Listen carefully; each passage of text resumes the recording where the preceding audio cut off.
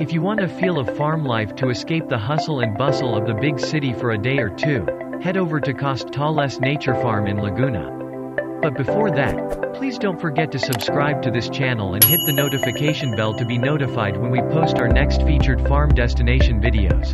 Did you know that Costales Nature Farm is a working farm that showcases successful organic farming methods?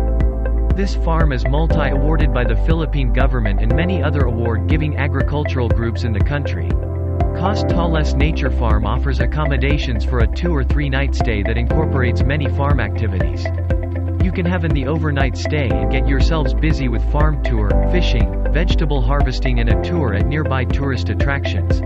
Then of course, you will get a taste of the farm's numerous produce for snacks, dinner and breakfast.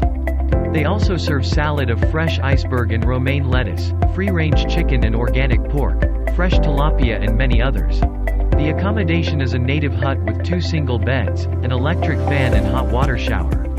They also offer a very relaxing in-room massage for only 500 pesos. In Costales Nature Farm, you can learn the basics of organic farming while you experience living in a farm for 2 to 3 nights. You can also enjoy a farm tour right at the foot of Mount Banahao.